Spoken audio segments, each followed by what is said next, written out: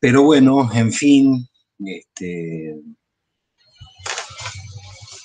tenemos que hacer un trabajo de lectura y habíamos empezado puntuando en este texto que se trataba para ella de los traspiés en el desarrollo psicosexual femenino.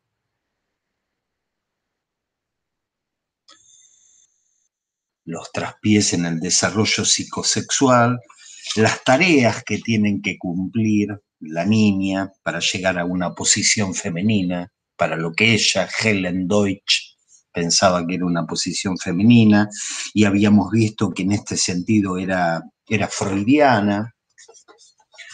Era freudiana en el sentido de que para ella la posición femenina inconsciente tenía que ver con la sustitución de la erogeneidad vaginal a la erogeneidad clitoridiana. Nos había llamado un poco la atención esta cuestión de cómo un órgano sexual se realiza.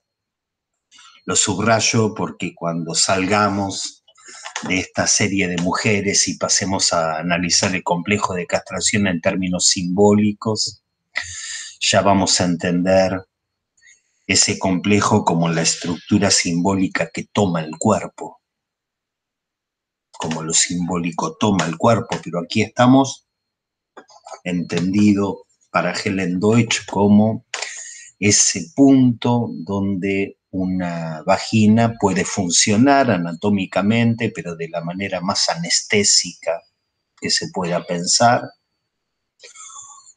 o cómo eso puede ser erogeneizado, cómo puede ser el lugar, la casita del goce. ¿Sí? Y un punto donde Helen Deutsch no se reconoce en la estela freudiana es en el punto en que la mujer freudiana era una madre. Cuando uno se hace la concepción de lo que es la mujer para Freud puede pasar por muchos caminos, pero termina consumándose su posición femenina como madre. Y Helen Deutsch hace una corrección que no es menor, que dice: de ninguna manera, doctor, la posición femenina se consuma por la realización de la vagina. La maternidad es otra cosa. Ella tenía esta idea de que el desarrollo psicosexual en una mujer terminaba de esa manera.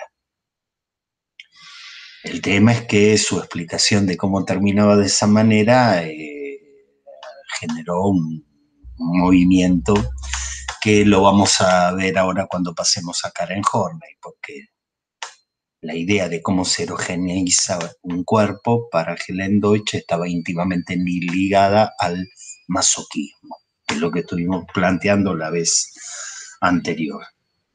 El instinto primordial de una mujer, el acervo pulsional de una mujer está comandado por una cuestión masoquista.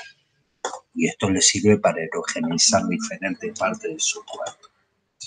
La dejo hablar cuando dice, página 66, en este trabajo intentaré explicar cómo tiene lugar este cambio en la valoración de los propios genitales y qué relación mantiene con la función reproductora de la mujer.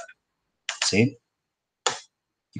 Entonces va a pasar Helen Deutsch a hacernos como un resumen de las etapas de la libido, estas etapas libidinales, lo digo para quienes no son colegas, ¿sí? Ese desarrollo psicosexual que plantea Freud.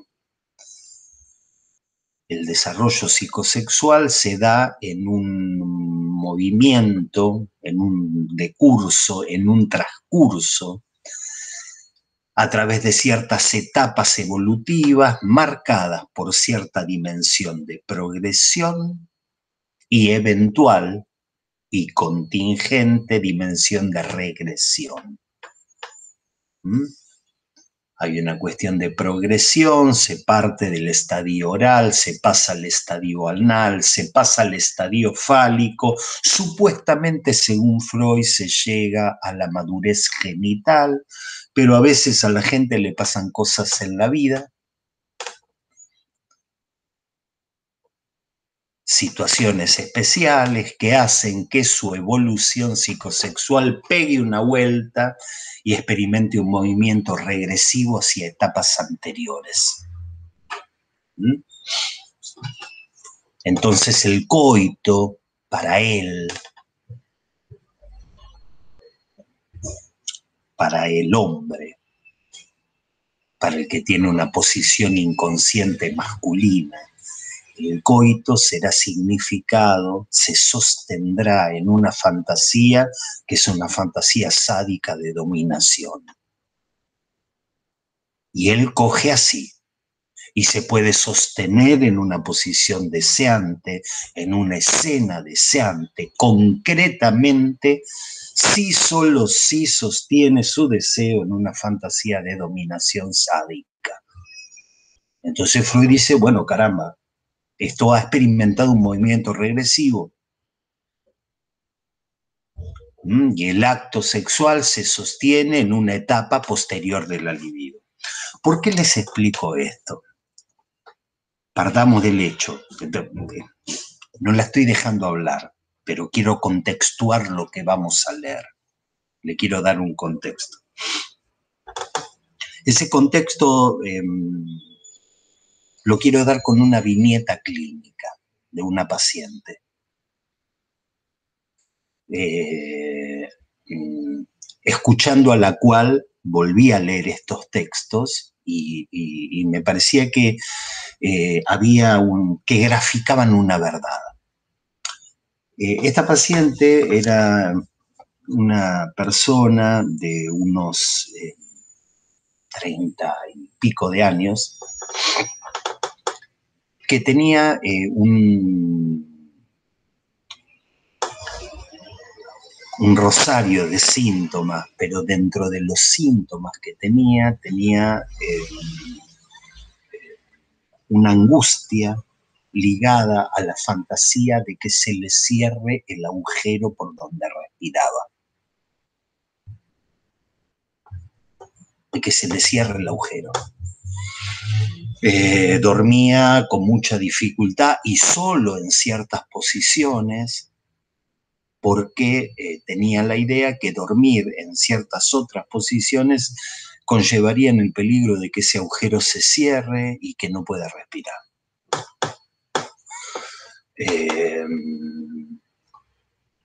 Todos los síntomas de la angustia se reconducían en ella a la oralidad.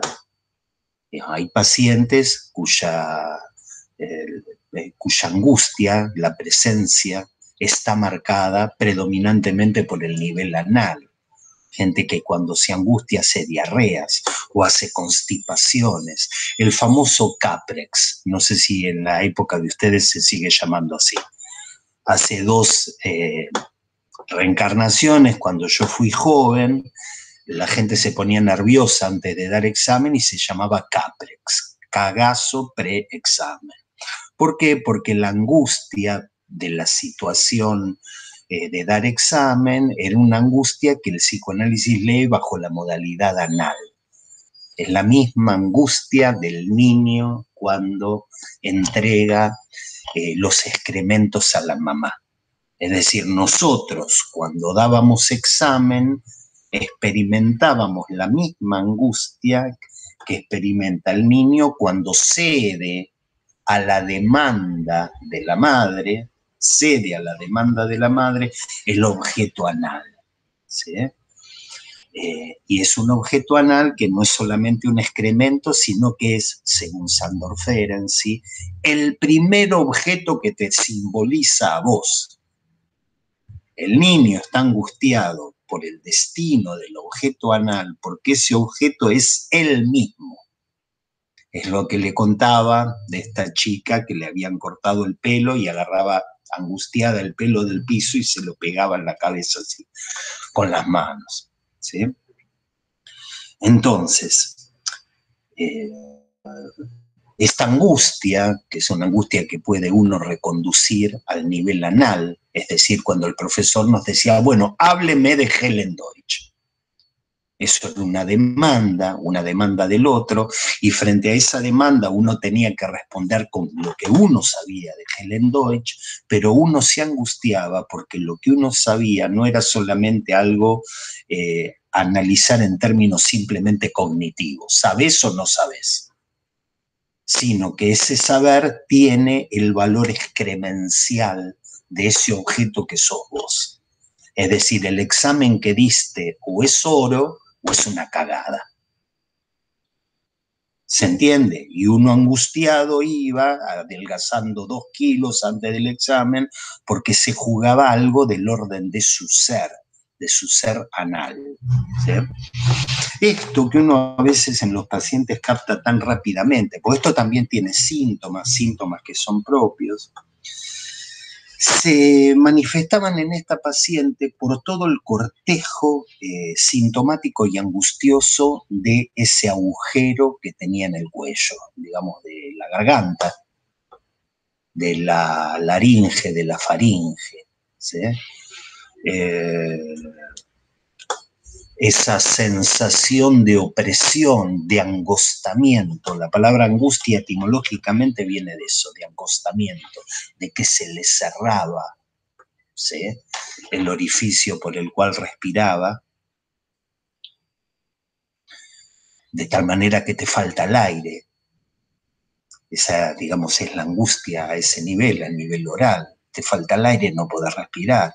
Sentís que respirás, pero no se llena, no entra, no sale, perdía la voz. Cuando estaba angustiada no podía hablar, perdía la voz, no podía respirar. ¿Sí? Llamativo que esta era la sintomatología. Al avanzar el trabajo de análisis con esta persona, por una serie de detalles, uno empieza a hacerse una idea de desde qué punto se sostenía esta mujer en una escena concreta de deseo. La catrera, cómo cogía ella, ¿sí?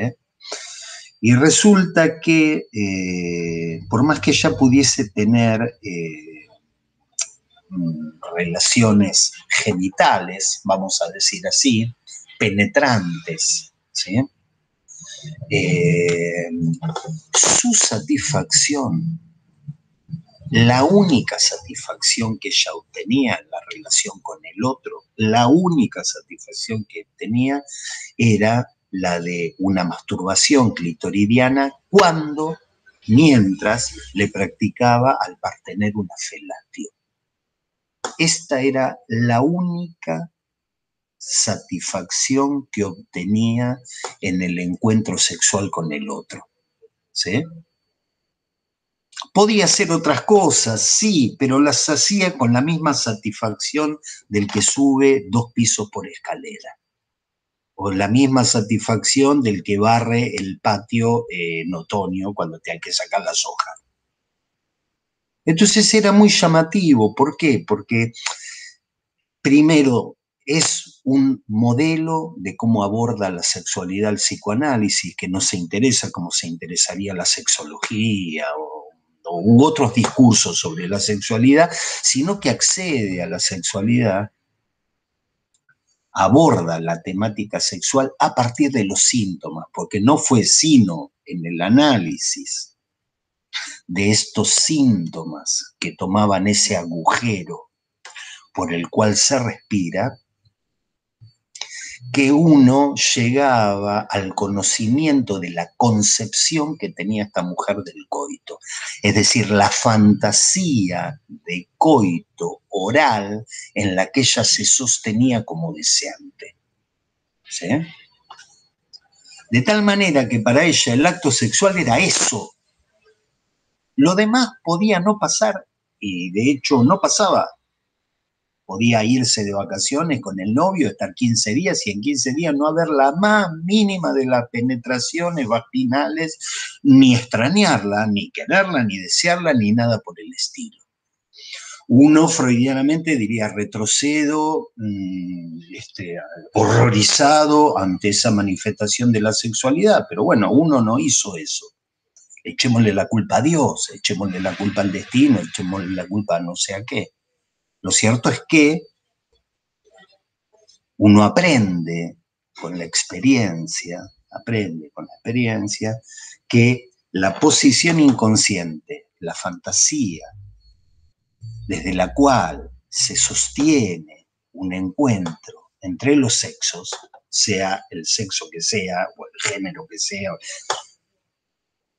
son fantasías bien descritas por el psicoanálisis, predominantemente orales, predominantemente sadicoanales, ¿sí? Y Helen Deutsch, en estos párrafos que voy a leer, hace lo que ella entiende que es la evolución para pasar desde ese nivel a la erogeneidad vaginal. Ella nos hace como un caminito, ¿sí? Como un desplazamiento de la erogeneidad por la boca, por el ano y por la vagina. ¿Sí? Dice esto es como un, no dice, yo me lo imagino como un trencito que va parando en estas estaciones. Leo, página 67. La experiencia analítica nos muestra que en una cierta fase de desarrollo, el inconsciente equipara el pene del padre con el pecho materno como órgano de succión. Ya lo vamos a leer, Melanie Klein. Pecho materno con el pene del padre como órgano de succión. Esta equiparación coincide con la concepción del coito, característica de esta fase, como una relación entre la boca de la madre y el pene del padre. Ay, para Roberta, re guarda piba, perdón. Te frené así, Mariana soy. No llegué a escuchar, acá está hablando de la fase oral, ¿no es cierto? Efectivamente. Bien, efectivamente. Era una obviedad, pero como no lo llegué a escuchar, te frené así violentamente. Está bien, no, está muy bien. En cualquier momento pueden frenar porque el escándalo de esta mujer, digamos, da como para que lo hablemos, lo charlemos. ¿Sí? Yo el viernes pasado no pude estar en la clase, entonces me senté a escucharla anoche y fue hermoso. Bueno, me alegro. Entonces decía, el inconsciente equipara el pene del padre con el pecho materno como órgano de succión. Esta equiparación coincide con la concepción del coito como una relación entre la boca de la madre y el pene del padre y se extiende a la teoría de la fecundación oral. Por eso siempre arranco con ese texto de 1908, que es el de las fantasías, se me olvidó el nombre, pero las teorías sexuales infantiles. Es decir, que en lo inconsciente, para Helen Deutsch, la cosa como arranca con la fantasía de la niña que concibe el coito de los padres como una relación entre la boca de la madre y el pene del padre. ¿Sí?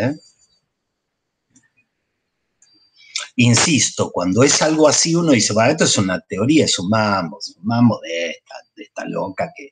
Por eso traje a la paciente, porque estos mambos, estas fantasías, uno las ve operar detrás de los síntomas y cuando se descubren como fantasía, cuando se develan como fantasías, hay esto, hay alguien que se sostiene en la fantasía de un coito oral con la fecundación oral. ¿Sí? Sigo leyendo. Primer paso, segunda estación del tren. En la fase anal sádica, el pene pierde su importancia para la vida de fantasía como órgano de succión y se convierte en órgano de dominación. Se concibe el coito como un acto sádico. Como sabemos en las fantasías de morder, la niña toma el rol del padre o vivencia el acto de modo masoquista identificándose con la madre. Y bueno, para las colegas, les colegas que están acá, deben haber encontrado infinidad, o por lo menos mucho, abundancia de casos donde sujetos manifiestan la angustia en relación a ese órgano, ¿sí? Cargado o investido de ciertas significaciones sádicas, ¿sí? Es decir, anclados en la concepción donde un coito se padece. Se padece un coito porque él tiene eso que es sádico, eso que hace doler. Y todo tipo de fantasías y de síntomas que estas mujeres interpretaban, cuestiones del vaginismo, cuestiones de la anestesia, como un rechazo de la feminidad en la medida en que la feminidad estaba anclada para alguien en esta concepción sádica del coito, ¿sí? Está bueno para los que se copan a veces leyendo Freud, leer El otro lado del mostrador, que es un texto que se llama El tabú de la virginidad, donde Freud, como macho que era, como hombre que era, expone lo que él supone que le pasa a la mujer en el momento de pérdida de la virginidad y cómo esto en algunas sociedades se transformó en un tabú. Como la vas a castrar con lo que vos tenés, porque es un acto de dominación. Atenete a las consecuencias. Entonces había culturas que ponían a un sacerdote o a una sacerdotisa con un falo desvirgando a las núbiles, a las jóvenes, por una cuestión de escapar a la retaliación de ese acto, ¿sí? Es del otro lado del mostrador. Helen Deutsch lo muestra de este lado del mostrador, el padecer un coito. Vamos a ver qué le responde Karen Horney. Por eso hay que dejarlas hablar, ¿sí?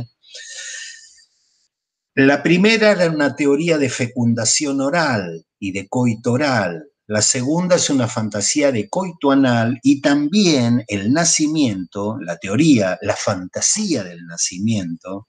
Por eso me sale teorías sexuales infantiles. La fantasía de nacimiento correspondiente a esta etapa es la denominada teoría de la cloaca. A los niños los cagan, ¿sí? Bien, fíjense, sigo leyendo estos párrafos. Nos quedan algunos párrafos, pero son muy sustanciosos. Sigo en la página 67, conocemos bien la analogía biológica entre el ano y la boca. ¿No? Analogía biológica entre el ano y la boca. Y aquella entre el pecho y el pene como órganos activos surge de la analogía de sus funciones. Tiene esta idea. El pecho y el pene son activos, la boca y el ano son pasivos.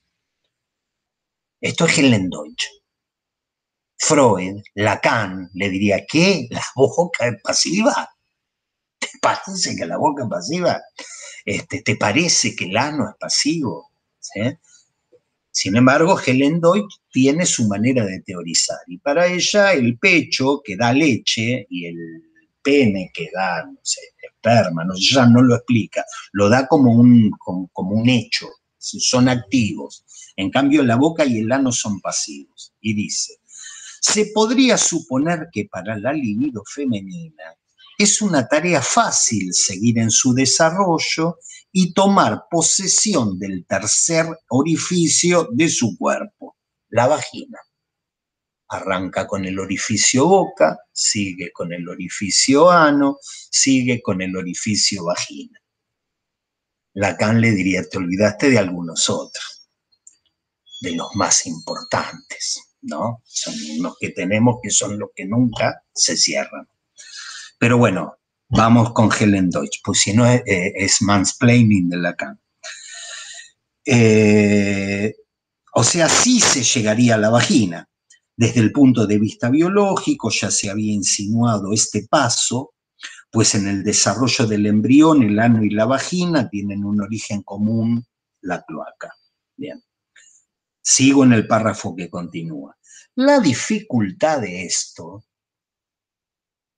la dificultad de este desarrollo, la dificultad de este transcurso, de esta secuencia de etapas evolutivas psicosexuales, es el clítoris. Porque el clítoris te desarma la dificultad reside en el hecho de que el carácter bisexual del desarrollo interpone el clítoris masculino como zona erógena entre el ano y la vagina. En la fase fálica del desarrollo, el clítoris atrae hacia sí una gran cantidad de libido que abandona en favor de la vagina femenina. Solo después de arduas y no siempre decisivas luchas. Obviamente debemos reconocer que esta transición desde la fase fálica a la vaginal es la tarea más difícil del desarrollo libidinal de la mujer. ¿Sí? O sea, tenemos marcado todo lo femenino, en ese sentido, digamos, uno lee ecos freudianos ahí, cuando Freud dice el tipo masculino y el tipo femenino son tipos ideales. Podemos pensarlo con otras dualidades, y entre ellas sujeto-objeto y activo-pasivo. Entonces dice lo femenino es lo pasivo. Freud tenía esta idea, ella también tiene esta idea.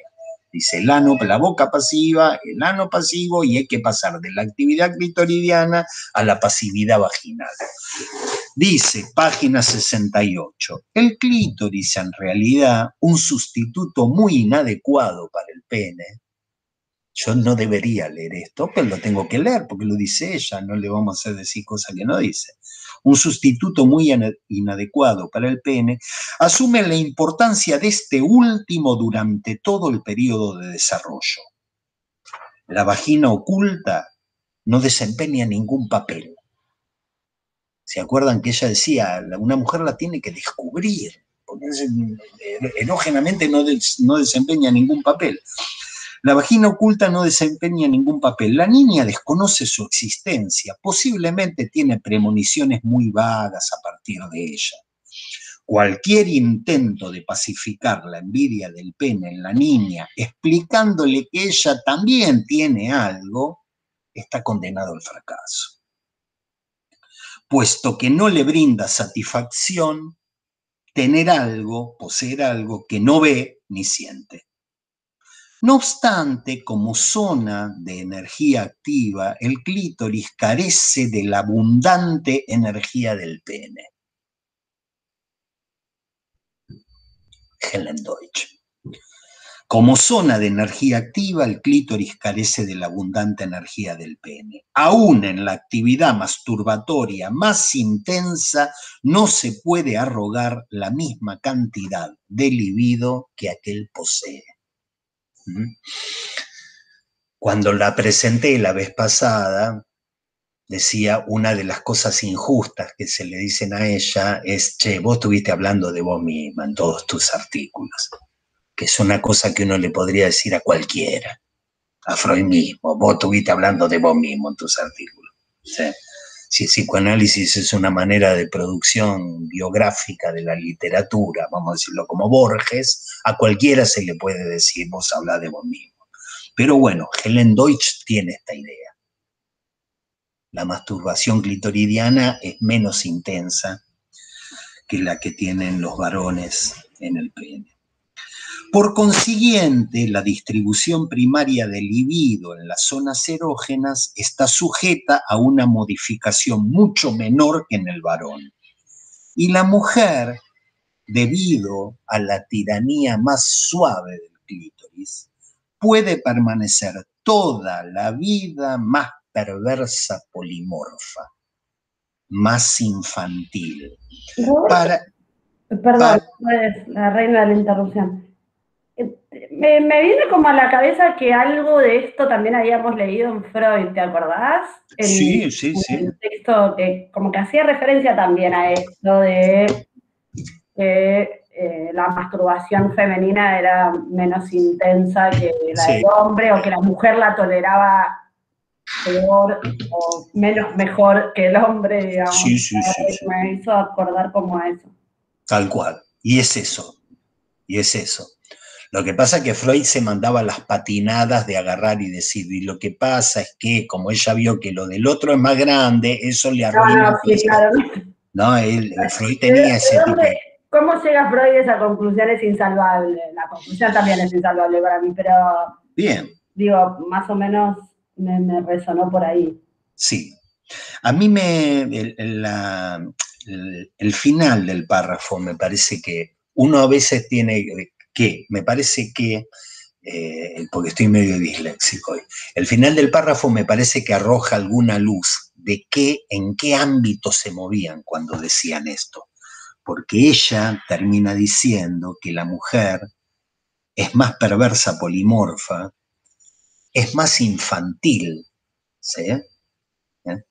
Y dice, para ella, más que para el hombre, todo el cuerpo es un órgano sexual.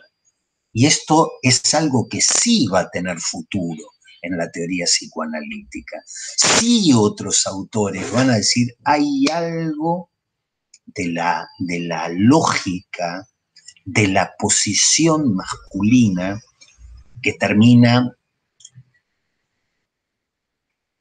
en un seminario de 1973, Lacan, estoy hablando del psicoanálisis del psicoanálisis freudiano lacaniano, no estoy hablando de cosas posteriores o diferentes, que termina diciendo, la posición masculina se resuelve toda a nivel del genital, toda a nivel del goce fálico, esto a través de la lógica modal. ¿Sí? La lógica modal es una lógica que trabaja proposiciones en términos de lo necesario, lo contingente, y dice en el hombre, como lo entiende el psicoanálisis, el goce fálico se inscribe de manera necesaria, es lo que no cesa de escribirse. Una y otra vez, si hay un hombre de carne y hueso cuyo placer sexual no pasa por el goce fálico, desde el psicoanálisis freudiano lacaniano decimos es otra cosa, no se trata de una posición masculina, no se trata de un goce masculino, ¿sí? Pasa por ahí. Si el tipo te dice no hay cosa en la vida, no hay placer en la vida más lindo que te hagan unos masajes en la espalda y no sé qué, y su satisfacción pasa por ahí, la primordial, la principal, o leer Olga Orozco, o no sé qué otra literatura, o la pintura, uno dice, este es un goce que no es el trabajado por el psicoanálisis como goce fálico, como el propiamente masculino.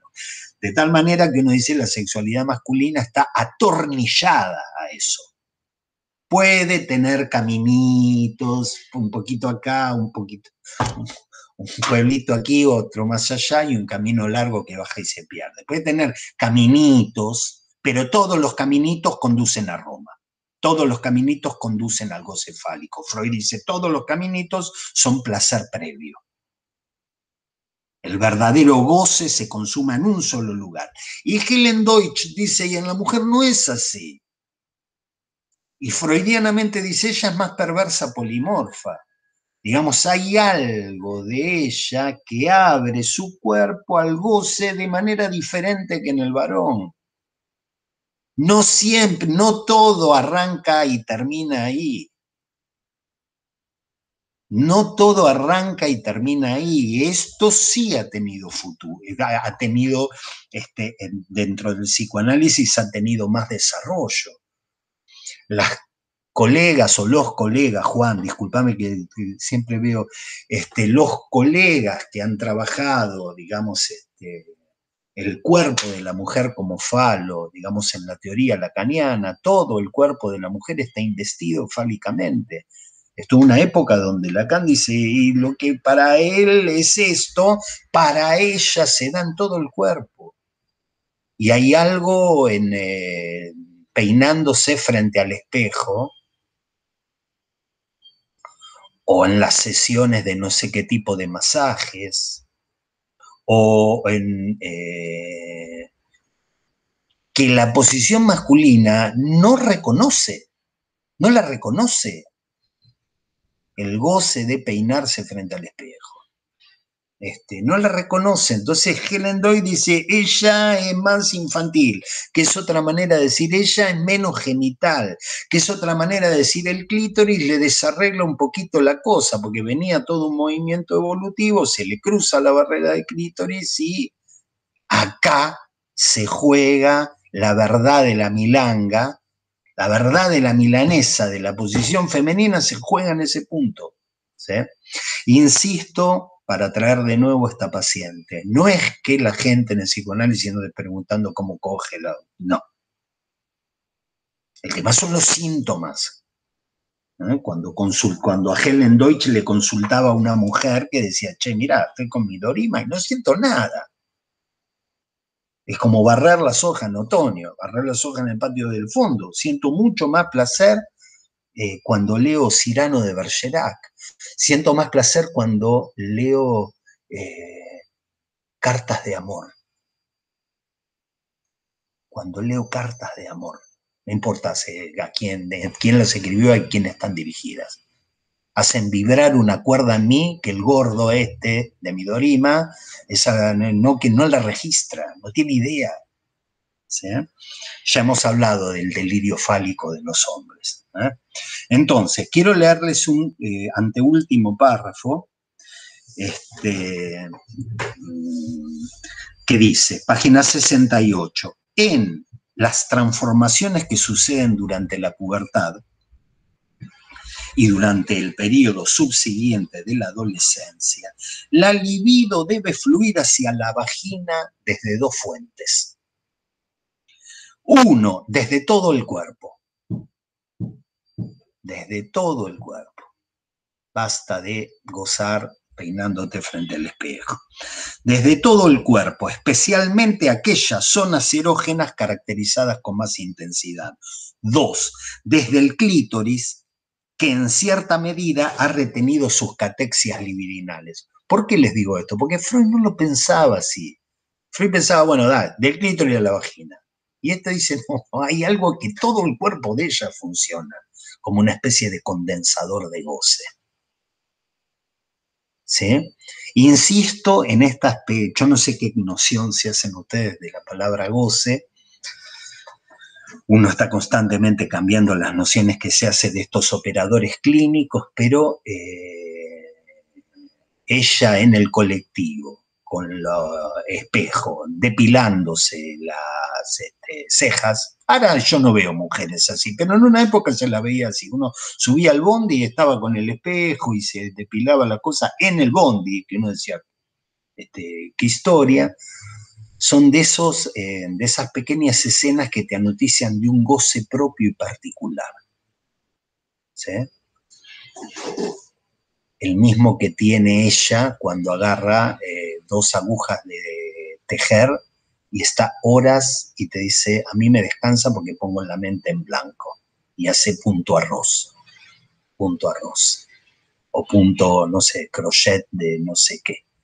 Después, secundariamente, veremos si eso sirve como una bufanda, como un pullover o como lo que carajo fuere, porque la cuestión no pasa por hacer algo útil, sino por hacer algo con lo que se goza. ¿Sí?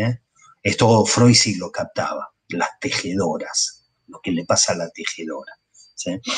Porque estoy haciendo asociación libre y no dejándola hablar, pero es diferente, ella trajo esto, que la libido tiene que investir la vagina y viene de todo el cuerpo, no viene del clítoris. Hay algo que ella capta que pasa por otro lado en la mujer. ¿Sí? La dificultad reside en que el clítoris no está dispuesto a renunciar a su rol y que el conflicto de la pubertad está asociado a la aparición traumática de la menstruación. hecho que no solo revive la herida de castración, sino que al mismo tiempo representa, tanto en el sentido biológico como en el psicológico, la desilusión por un embarazo frustrado. La periódica repetición de la menstruación recuerda cada vez los conflictos de la pubertad y los reproduce en forma más atenuada.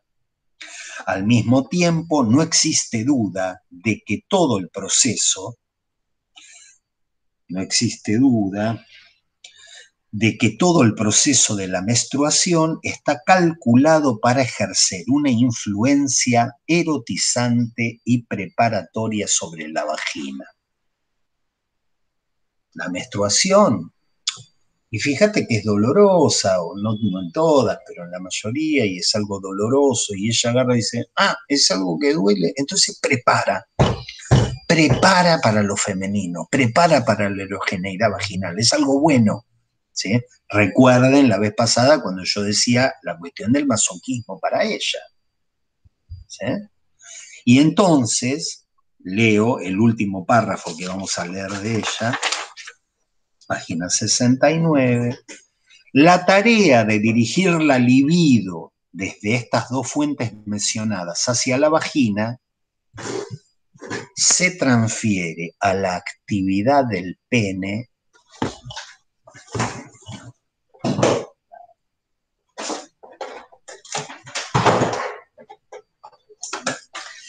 fíjense en qué momento se me agota la carga de la batería de la computadora. Vamos, carga muchacha.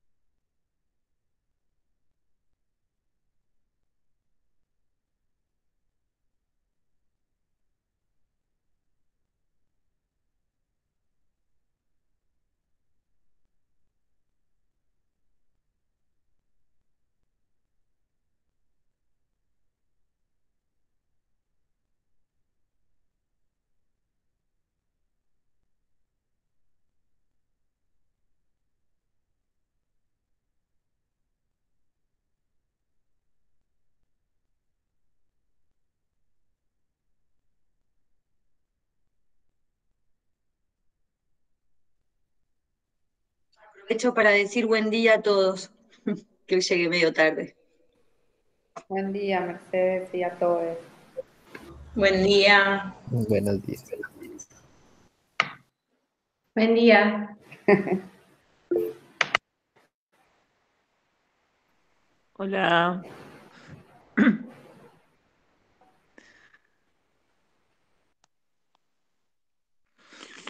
¿Qué pasó con Cuevas? Se le estaba quedando Se le sin acabó la batería, batería. así que asumo que se le debe haber apagado. Ah,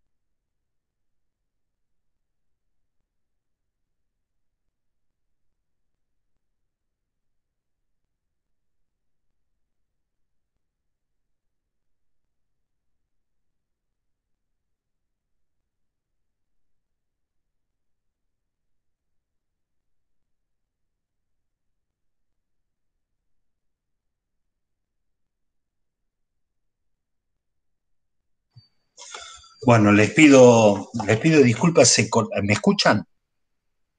¿Sí? Bueno, les pido disculpas, se cortó y se apagó todo, ahora está enchufada y están dando. Voy a tratar de acelerar el asunto, a ver si...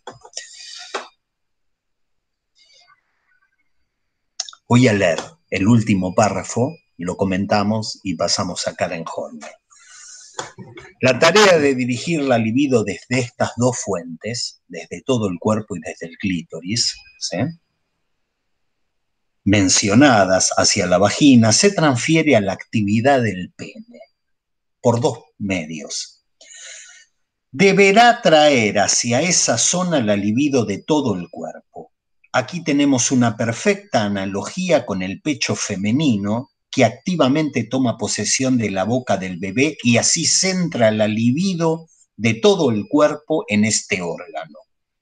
De este mismo modo, la vagina, tras el estímulo del pene y por un proceso de desplazamiento hacia arriba y abajo, asume el rol pasivo de la boca succionadora en la ecuación pene-pecho. Esta actividad oral de succión de la vagina está indicada por su estructura anatómica. La segunda operación que lleva a cabo el pene es la de traspasar la libido clitoridiana restante a la vagina. Esta parte de la libido conserva una dirección masculina aun cuando está absorbida por la vagina. Es decir, que el clítoris renuncia a su función masculina en favor del pene que se acerca al cuerpo desde afuera. Y esto es Helen Deutsch al rojo vivo. ¿Por qué? Porque cuando dice, bueno, pues bien, ¿cómo se erogeneiza la vagina? Bueno, la vagina se erogeneiza gracias al pene. Así como el pecho, en su momento, el pecho activo, así como el pecho activo, ha tomado posesión de la boca pasiva y ha erogeneizado esa zona, haciendo que allí se condense la erogeneidad de todo el cuerpo. Asimismo, el pene toma posesión de la vagina, lo que permite una erogeneización de ella, gracias al estímulo peneano. Esto es Helen Deutsch. Me imagino que después de haber escuchado lo que escucharon, deben tener, digamos, algún reparo, algún pequeño reparo, ¿sí?, respecto de Helen Deutsch, pero ella tenía esta idea, ¿sí? Imagínense esto, rescaté este párrafo, pero le tenemos que agregar todo esto en una dimensión plenamente masoquista. Es decir, cuando uno habla del estímulo del pene, no es un estímulo en el sentido de las cosquillitas, no es en el sentido de algo lindo que entonces se va erogeneizando, ¿sí? Es decir, para Helen Deutsch,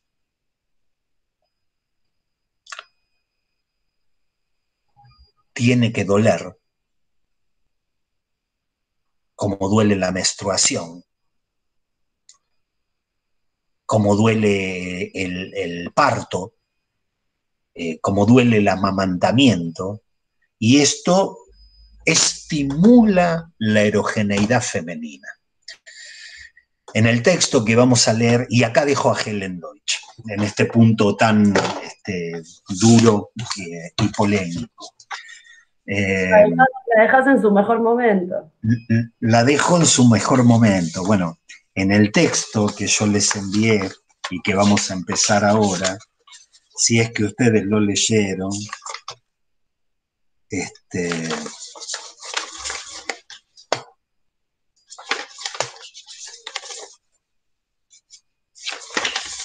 si es que ustedes lo leyeron, van a encontrar que cuando critica Karen Horney a Helen Deutsch, dice,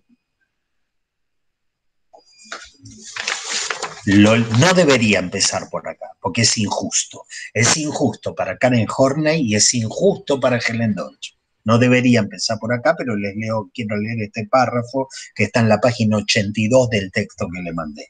Dice Karen Horney, Helen Deutsch ha desarrollado esta hipótesis de Freud generalizándola al llamar al masoquismo poder elemental en la vida mental femenina. Sostiene que lo que al final de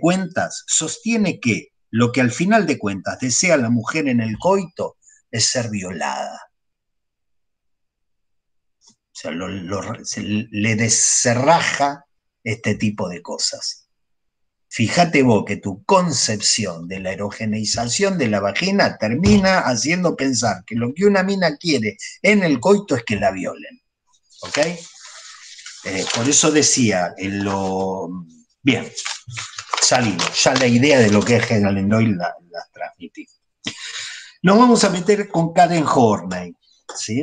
Nos vamos a meter con Karen Horney, que es dentro del psicoanálisis. ¿Alguna pregunta respecto de lo anterior o ya pasamos de una a otra así de toque? Bueno, si no la pregunta, si no la hacen ahora, la pueden hacer después, más o menos lo mismo. Karen Horney, primero, igual que Helen Deutsch, les quiero tirar ideas de ella y después pasamos al texto de ella. ¿Sí? Es lo que sería la corriente culturalista del psicoanálisis. ¿Sí? Si Helen Deutsch encarnó la corriente pulsional del psicoanálisis, esta encarna la corriente culturalista del psicoanálisis. Es la autora que siempre va a hablar de la incidencia de los factores culturales. Esos factores culturales van a ser trabajados en términos de prejuicios culturales. Y los prejuicios culturales se van a trasuntar en prejuicios teóricos. Y va a agarrar a todos los psicoanalistas, no a todos, va a agarrar al psicoanálisis y va a decir, es el lugar donde se han depositado todos los prejuicios teóricos que devienen de prejuicios culturales, que devienen de factores culturales. Ella, la producción, digamos, el núcleo, digamos,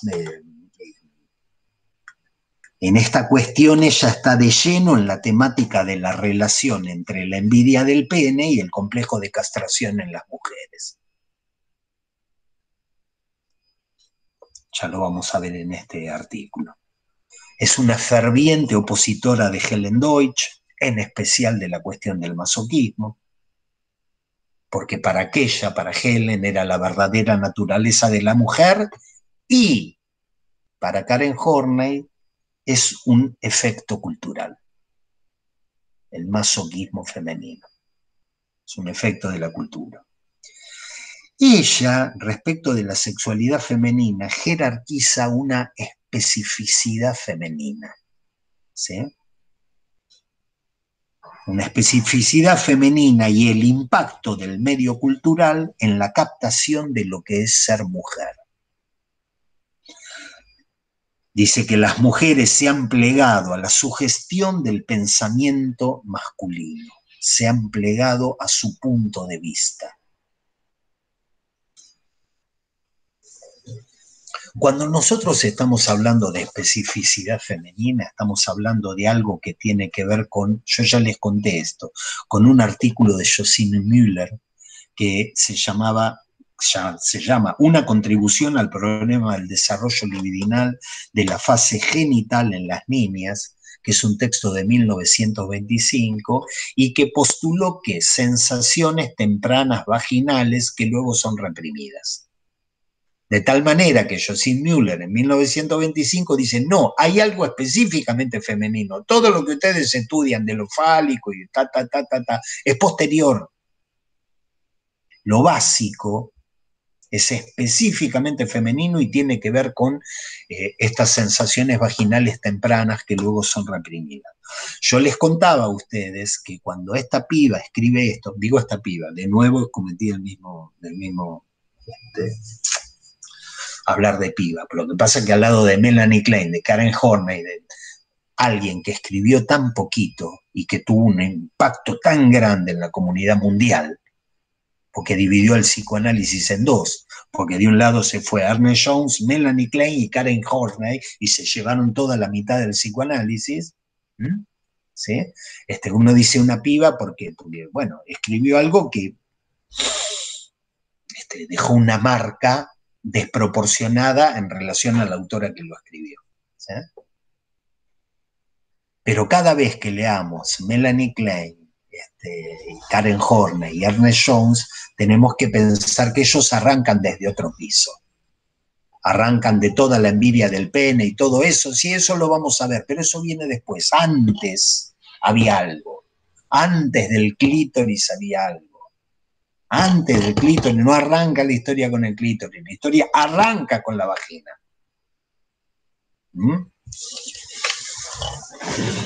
Bien, Karen Horney escribe en 1922 sobre la génesis del complejo de castración de la mujer. Ella trae estas ideas, les presento a la autora. Dice, entre esas ideas es que la feminidad antecede a la envidia del pene. La feminidad antecede a la envidia del pene. Primero existe un amor femenino total hacia el padre. Miren cómo arranca. Primero existe un amor femenino total hacia el padre. ¿Por qué le subrayo esta cosa? Porque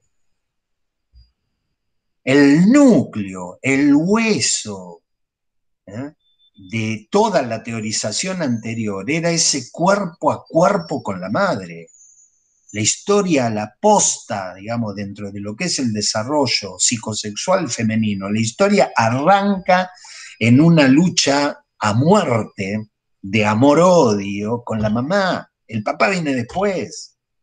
Y sin embargo, Karen Horney, yo por eso les decía, digamos, todo un desarrollo culturalista muy piola, pero a nivel psicoanálisis uno dice, che, pero no era así la cosa. No arranca con el papá la cosa. ¿Eh? Primero existe un amor femenino total hacia el padre. Cuando ese amor es decepcionado, se abandona el rol femenino y se erige una identificación al padre. ¿Sí? Lo que conduce a toda la temática del complejo de castración, pero eso es secundario. Lo primero es una posición femenina respecto del padre. ¿Sí? A diferencia de Freud, la envidia del pene surge de la feminidad herida. ¿Se acuerdan que en Freud ella está con su clítoris, él está con el pene, ella lo ve, lo quiere, dice yo quiero eso? Y ahí entra en toda la cuestión del complejo de castración. Ya lo vamos a ver en el artículo de ella, los comentarios que hace.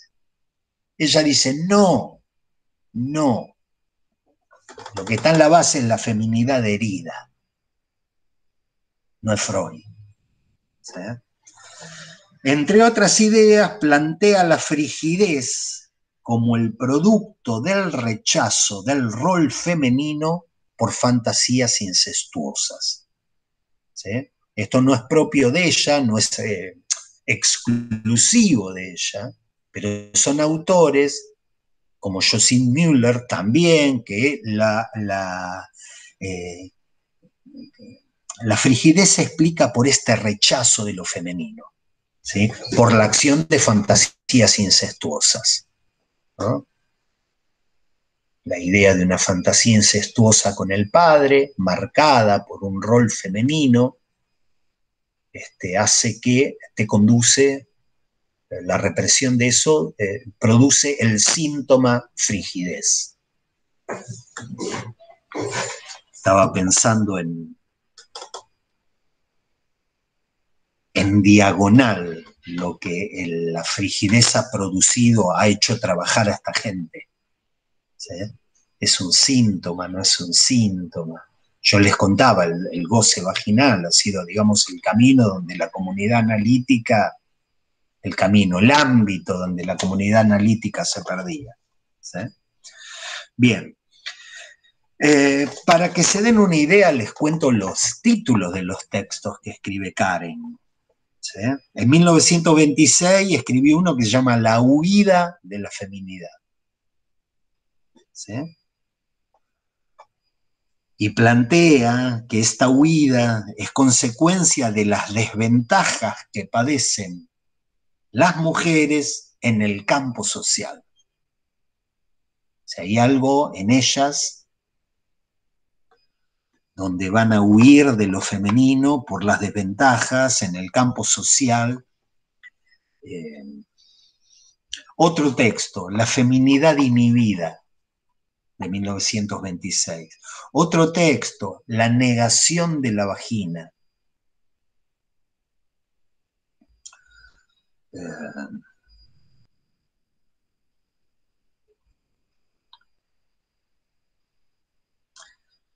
Donde se basa en este texto de Josine Müller, que yo les contaba de las sensaciones vaginales tempranas, ¿sí? Y ese texto postulaba una especie de conocimiento instintivo de la vagina, ¿sí? Siempre me surge el contraste, donde Helen Deutsch dice eso no existe y hay que descubrirlo, la otra dice sí, eso existe, pero ha sido negado, ¿eh? Lo que explica el síntoma de la frigidez, ¿sí? Y a esta negación, la negación es el sustrato de la aparente ignorancia de la vagina, ¿sí? Es como si le respondiese a Helen Deutsch diciéndole eso que vos decís, ella no sabe nada, ni siente nada, y lo tiene que descubrir, y lo tiene que descubrir dolorosamente por el pene. Esta dice, no, no, no, no, no. Allí hay una negación. Es aparente la ignorancia de la vagina, es decir, es previo. Bueno, otros textos, conflictos maternales, otro de 1935, que se llama El problema del masoquismo femenino. ¿Y a quién va a estar dedicado ese texto? 1935, el problema, o sea, la tipa sabía con quién pelearse. En este artículo critica a Helen Deutsch diciendo que la orientación masoquista no se extrae exclusivamente de la diferencia sexual anatómica, sino que se sostienen factores culturales que hace que una mujer acepte ciertos maltratos. Ya vamos a ver cómo lo explica. ¿Sí? Tiene una idea, ya lo vamos a ver. Horney, elogiada por las feministas por su oposición al falocentrismo, revela una presencia continua del padre en las cuestiones relativas a la sexualidad femenina. ¿Sí? O sea, por un lado, ella ha sido crítica, muy crítica del falocentrismo,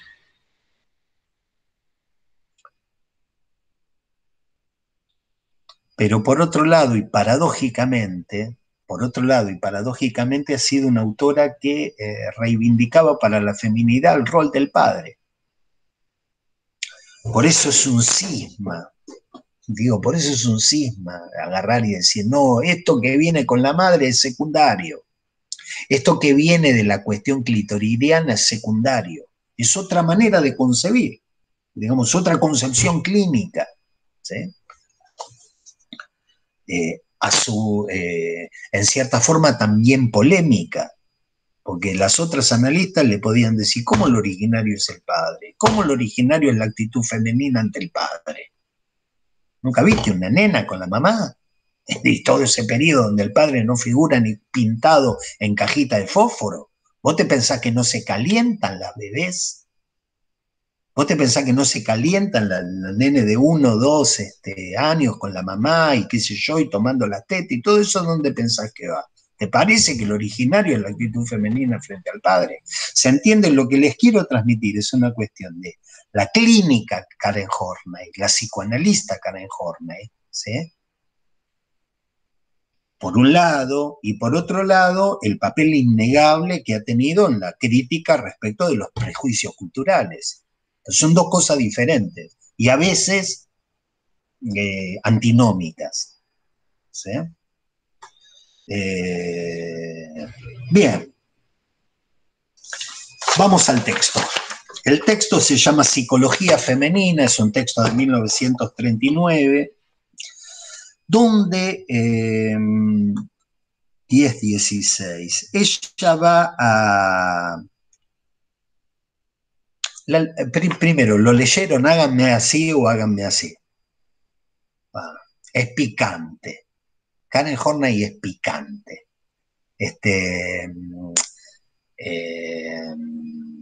Helen Deutsch es más árida. Es más árida en suma. Cuando uno la lee es un poco, es más árida, hay que conocer más el contexto de cada una de las cosas que postula. Esta no. Esta es menos árida y es una tipa picante, ¿sí?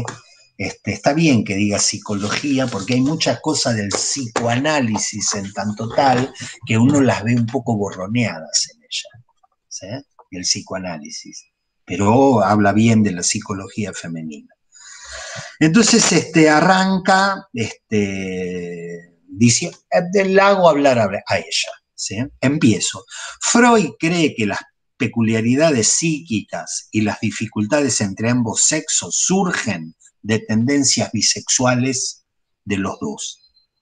Su tesis en resumen que muchas dificultades psíquicas del hombre se deben a su recusación de las inclinaciones femeninas que lleva en sí, y que muchas singularidades de la mujer se deben a su deseo esencial de ser hombre.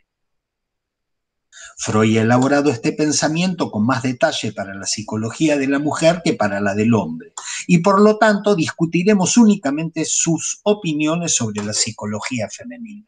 O sea, va derechito a Freud, como es que dicen con los tapones de punta, le va derecho a Freud, ¿sí? Le dice, muchas de las dificultades que vos traes en la psicología masculina tienen que ver con la recusación de lo femenino que hay en él. Pero no te metiste mucho con eso se metió Alfred Adler, un psicoanalista que hizo de la protesta masculina el eje de lo que es la posición masculina, ¿sí? El macho es el que niega lo femenino en él, ¿sí? Y todo el complejo de castración y la angustia de castración y todo eso que usted elaboró, doctor Freud, tiene que ver con recusar lo femenino. Pero vos, Freud, en esto tanto no te metiste. En lo que sí te metiste es en el deseo de una mujer de ser hombre. Ya,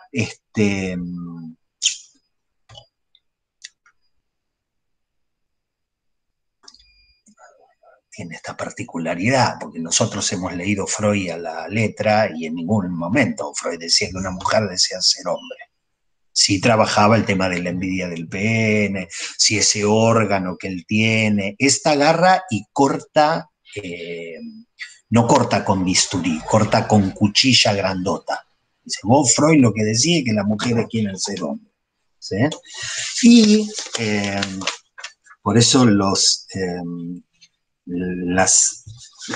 les invito a leerlo, porque es muy picante y muy divertida, muy polémica ella también, cuando dice... Carlos. Roberto. Ay, perdón, Roberto. Sí.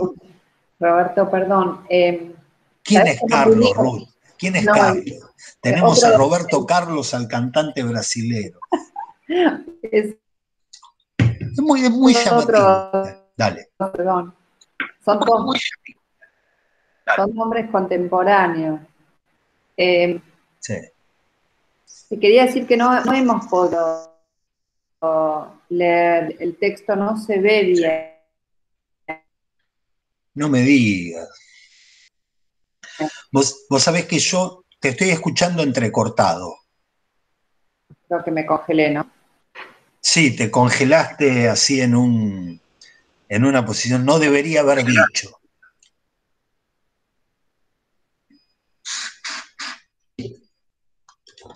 Qué pena.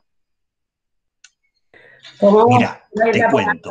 Roberto, lo que pasó fue que por ahí las copias del archivo que se subía no eran como muy nítidas y se complicaba bastante poder leerlo.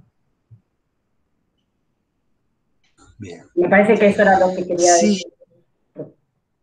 Sí, sí, sí.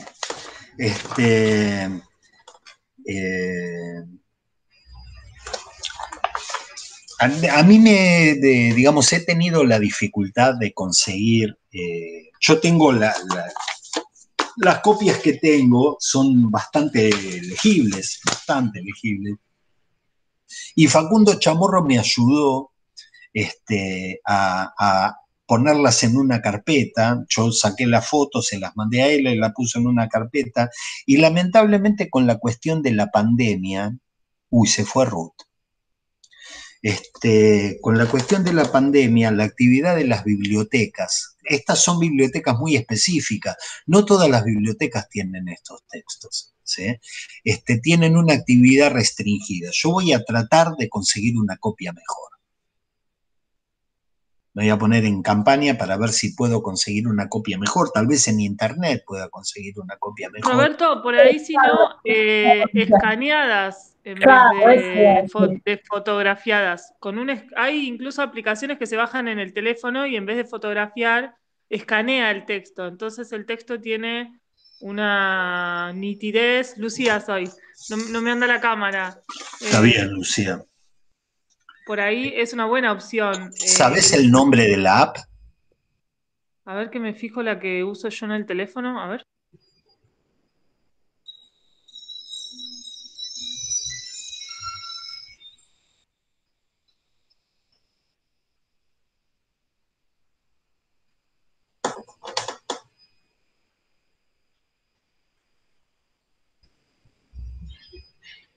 La desinstalé el otro día porque se me empezó a poner turuleco el teléfono, pero después lo voy a buscar otra vez y paso ahí el dato. Yo la descargué de internet una que se llama CamScanner, dice Mercedes. Bien, sí, me están poniendo acá. CamScanner. Bien.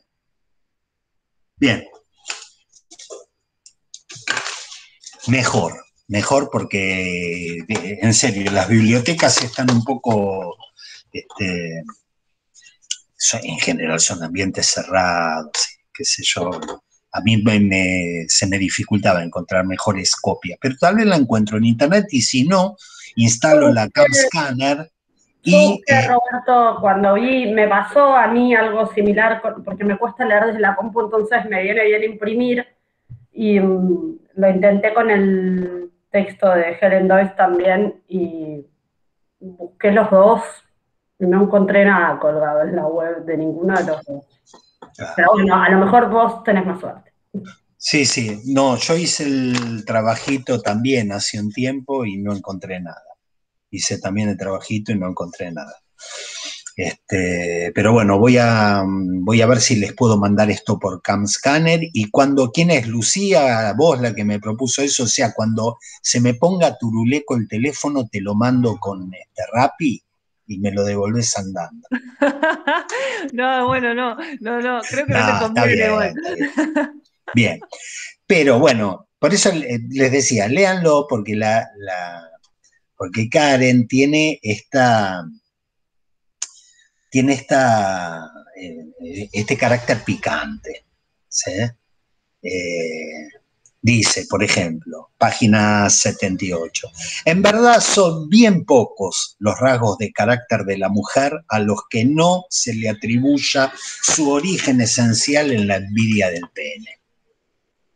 Está criticando a los colegas, ¿sí? Dice, ustedes todo lo atribuyen a la envidia del pene. Son bien pocos los rasgos de carácter de una mujer a los que no se atribuye su origen esencial en la vida del pene. Los sentimientos femeninos de inferioridad se consideran como una expresión de desprecio de la mujer por su propio sexo, por faltarle el pene. Freud cree que la mujer es más vanidosa que el hombre y lo atribuye a su necesidad de compensación porque le falta el pene. O sea, si una mina tiene desprecio por sí misma o, digamos, baja autoestima, porque es por la envidia del pene. Y si es muy vanidosa y muy pagada de sí misma, ¿por qué? Por una compensación de la envidia del pene. Y así va enumerando todo. A ver, lo vemos. El pudor físico de la mujer nace en último análisis de su deseo de ocultar la deficiencia de sus partes genitales. El mayor papel que tiene la envidia y los celos en el carácter de la mujer es el resultado directo de su anhelo de un pene. Su tendencia a la envidia explica por qué las mujeres tienen tan poco sentido de la justicia, así como su preferencia por intereses mentales o profesionales que le pertenecen a la esfera de los hombres.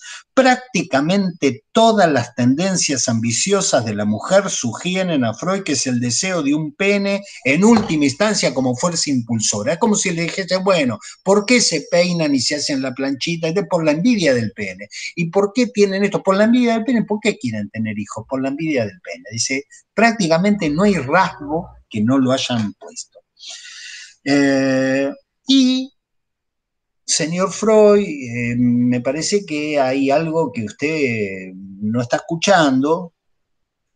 Siempre que paso por este lado me acuerdo, una vez estaba dando una clase, y supongo que debo haber pasado por acá, y antes dijo alguien lo que iba a leer, porque alguien agarró y dijo, no, pero ¿por qué se enganchan con eso? Yo me acuerdo cuando yo era chica, que para mí, cuando veía a las mujeres adultas, tetonas, eso era lo que yo decía, yo no tengo y quiero tener eso, jamás se me ocurrió pensarlo en relación al pene, ¿sí?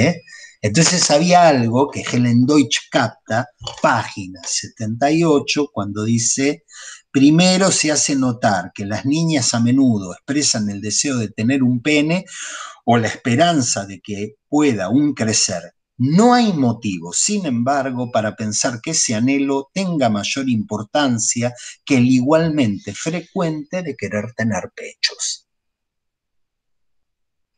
Es como una manera de agarrar y decir, se han colgado de esto, se han entusiasmado con esto, y sin embargo yo capto que hay mujeres que tienen anhelos de otras cosas, ¿sí? ¿Por qué les traigo esto? Porque hay cuestiones que son, si uno no tiene una concepción simbólica de lo que es el falocentrismo, si uno no tiene una concepción simbólica de lo que es el falo, ¿sí? Hay críticas que son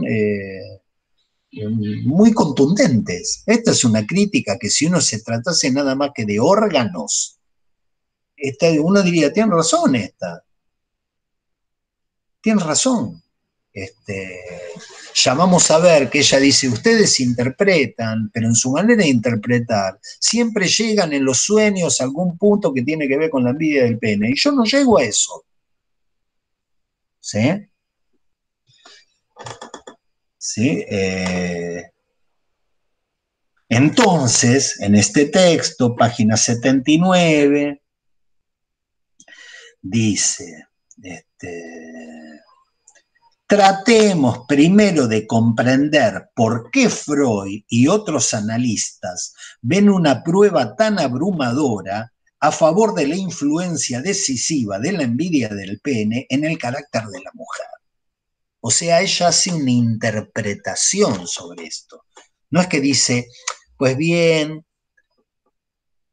yo tengo un material, que es como empiezan, que los textos psicoanalíticos más importantes empiezan diciendo del material, de la elaboración analítica ha surgido cierto tipo de ideas y y te dicen cuál es lo que produjeron. Esta no es así. Esta dice, yo voy a interpretar primero por qué ustedes ven una prueba tan abrumadora a favor de la envidia del pene en el carácter de la mujer, ¿sí? Y dice, sigo, punto 79. A mi juicio, dos factores principales explican esta contradicción. Sobre la base de inclinaciones teóricas que coinciden hasta cierto punto con los prejuicios culturales existentes, el analista considera sin más que las siguientes tendencias en pacientes femeninos sugieren una subyacente envidia del pene. Entonces se está diciendo, no es que eso no exista, pero eso tiene un origen cultural. Y las elaboraciones teóricas o las inclinaciones teóricas de ustedes, doctores, ¿sí?, psicoanalistas, queridos colegas, sus inclinaciones teóricas obedecen a esos prejuicios, ¿sí? De tal manera que lo llama así: poder determinante de prejuicios teóricos, página 80. ¿Sí? Ustedes tienen otra materia ahora, ¿no? A las 11, 11:30. Bueno, leo el último párrafo y terminamos. Pero para que se den una idea de lo picante que es Karen Horney, dice: otra fuente que alimenta la convicción del analista, estoy en la página 80, otra fuente que alimenta la convicción del analista de la importancia de la envidia del pene, porque una dijo, son factores culturales que tienen que ver en el analista. Ustedes leen envidia del pene en todos lados porque están completamente improntados por estos prejuicios teóricos. Esa es una fuente. Otra fuente que alimenta la convicción del analista de la importancia de la envidia del pene radica no en sí mismo, sino en sus pacientes femeninas. Paremos la oreja, porque está diciendo, son algo de... Ellas también tienen algo que ver ahí. Aunque algunas de estas no se impresionan mucho con interpretaciones que indican deseos de tener un pene, otras se muestran dispuestas a acoger esta explicación y no tardan en hablar de sus males en términos de femenino y masculino, o hasta en soñar símbolos que encajan con esta manera de pensar. No se trata forzosamente de pacientes crédulas. ¿Se entiende? Ella está diciendo, che, hay algunas minas que algunas mujeres, que cuando sus psicoanalistas le interpretan la envidia del pene, empiezan a pensar como la interpretación que le dio el analista. Es más, empiezan a hablar de sus males en términos de masculino y femenino. Porque nosotras, esto, porque ellos, porque... ¿Ok? Y dice, no se trata forzosamente de pacientes especialmente crédulas. Todo analista experto sabe cuán débil y sugestionable es una paciente. Y al examinar sus tendencias, reducirá los errores debido a esta causa. Claro está que algunas pacientes verán sus problemas a la luz de los conceptos de masculinidad y feminidad, sin indicación previa del psiquiatra, pues naturalmente no se puede excluir la influencia de la literatura. ¿Sí?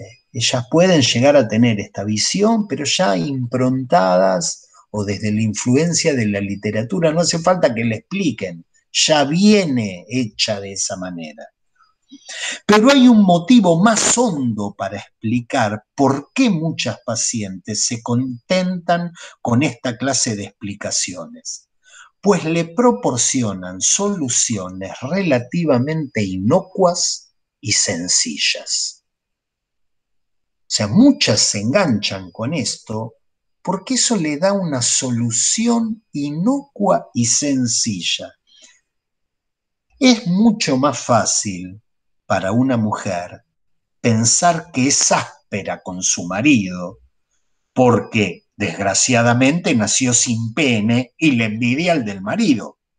Es mucho más fácil eso que comprender que, por ejemplo, ha desarrollado el marido una actitud de infalibilidad y mezquindad que le hace imposible soportar cualquier pregunta o contrariedad.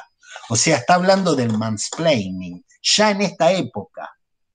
Dice, es más fácil pensar que tus problemas es porque naciste sin pene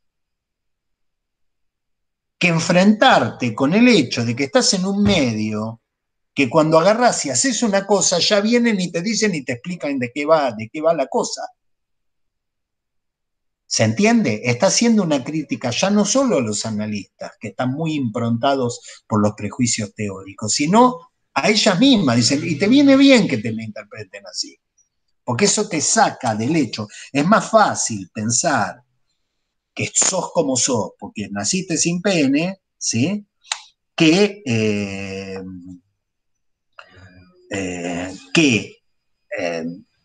aceptar que tu marido ha desarrollado una actitud de infalibilidad y mezquindad que le hace imposible soportar cualquier pregunta o contrariedad, porque te vas a tener que enfrentar con eso.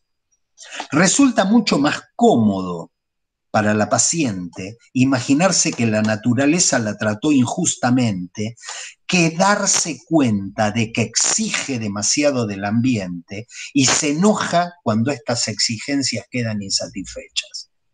Es como si le dijese, vos también te comprás la coartada, chabona. Porque es más fácil agarrar y decir, sí, mis problemas son estos, que agarrar y aceptar que hay un problema cuando vos exigís del mundo otra cosa y el mundo no te responde. Lo leo de nuevo. Resulta mucho más cómodo para la paciente imaginarse que la naturaleza la trató injustamente que darse cuenta de que exige demasiado del ambiente, del medio, ¿sí? Y se enoja cuando estas exigencias no quedan satisfechas. Así parece que el prejuicio teórico del analista puede coincidir con la tendencia de la paciente de dejar sus problemas, sus verdaderos problemas intactos.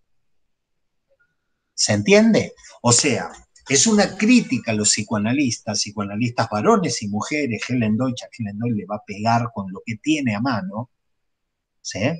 Es una crítica a los psicoanalistas que en todo ven envidia del pene, en todo el envidia del pene, pero va a decir, pero y ustedes, flaca, ustedes también se engancharon en esta onda. Y se engancharon en esta onda porque no quieren aceptar sus verdaderos problemas. Y cuando empezamos con sus verdaderos problemas va a empezar a traer la cuestión social y la cuestión cultural. Y cómo desde niña te ponen en un molde y tenés que entrar en ese molde.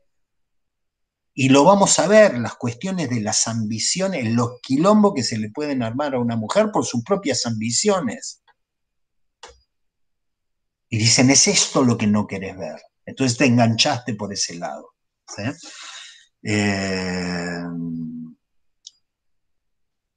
Claro, pero Roberto, acá, digamos, la crítica es inmensa. Yo sé que venís diciendo esto hace un montón, pero es como que ahora termino de... Porque también está de alguna manera acusando al psicoanálisis de performatear, ¿no es cierto?, de alguna manera, por un lado eso, y por otro lado, bueno, esta crítica que decís en relación con, bueno, y encima a las mujeres le vino bien ese discurso para deshacerse de tener que enfrentar algunas cuestiones. Exactamente. Exactamente. En este texto que vamos a ver nosotros, vamos a ver, yo llegué hasta el 80, pero vamos a ver que esto que ella va a desarrollar va a ser en términos de impulsos reprimidos que tienen que ver con ambiciones reprimidas. ¿Sí? Por eso es medio, ella es medio, a mi gusto, es medio psicológica, ¿sí? Menos psicoanalista que más psicológica. Dice, se trata de ambiciones, reprimidas frente a un medio, que te frustra, ¿sí? Que el enojo, como dice acá, el enojo y se enoja cuando estas exige, porque hablan estos términos del enojo. Entonces, sí, es una crítica inmensa. Es una crítica inmensa del falocentrismo en el psicoanálisis y, como decís vos, del formateo del psicoanálisis falocéntrico en la época. Evidentemente el psicoanálisis no se ha quedado en esto. Yo siempre insisto, va a haber un momento que nos olvidemos de esto y vamos a empezar el falo como el significante del deseo del otro, que es algo que hay que ubicar en un significante que es el significante de la ley, en el otro el significante. Ya nos vamos a meter en esas cosas lacanianas difíciles, ¿sí? Y nos vamos a correr de este lugar. Pero este lugar existió en la historia del psicoanálisis y no hay que negarlo, ¿sí? Y una tipa como Karen Horney sí ha sido... no es que decía las mujeres están oprimidas, se tienen que desoprimir. Decía, che, ¿y vos? ¿Qué onda? ¿No te comprás esto para evitarte el otro quilombo? Para evitarte los problemas, como sus verdaderos problemas intactos. Vas a estar toda la vida diciendo, oye, ellos tienen pene, yo no lo tengo, ellos tienen pene, yo no tengo pene, y deja tu... Entonces, tiene este carácter, que no sé cómo definirlo, lo de picante, ¿sí? Página 82, en resumen, las interpretaciones en términos de envidia del pene obstruyen el camino hacia la comprensión de dificultades fundamentales como la ambición, ¿sí? Y de toda la estructura de personalidad conectada con ellas, ¿sí? Uno también podría decir, no, bueno, pero Karen, vos te enfrentaste a un momento de la sociedad y qué sé yo, y hacer la autobiografía de Karen Horney. A mí me parece que no es válido, o no es lícito, o si es lícito para ella y para cualquiera, para mí, que a veces me siento haciendo mansplaining con gente, hablando de estas mujeres frente a otras mujeres, como si yo pudiese saber. Por eso siempre me cuido, digo, hay que dejarla hablar porque estas, ¿saben? Son gente de mucha estatura dentro de la historia del psicoanálisis. Bien, preguntas, intervención. No sé si te respondí, Mercedes, creo que fue Mercedes la que hizo la pregunta, sí, pero sí. Me parece que no fue una pregunta, fue un comentario acertado. Claro, y además también me queda la pregunta de por qué ella sí pudo ver esto, ¿no? ¿Por qué ella en ese tiempo pudo pensarlo de esta manera?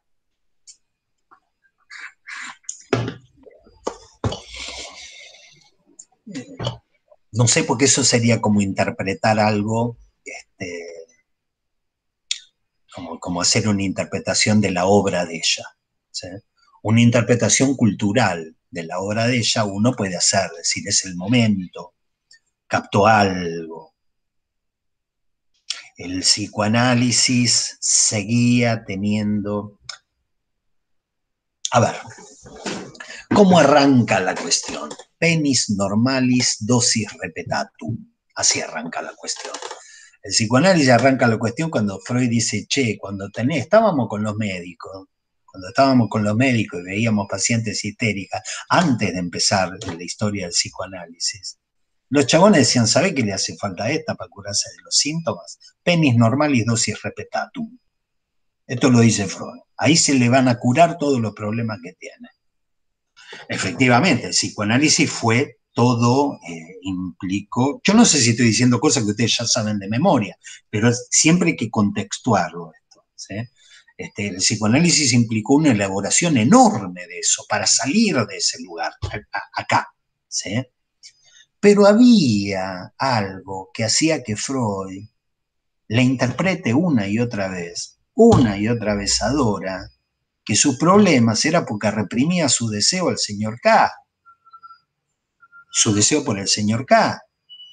Y Dora, con toda la razón del mundo, decía, me apoya el pedazo abajo de la escalera.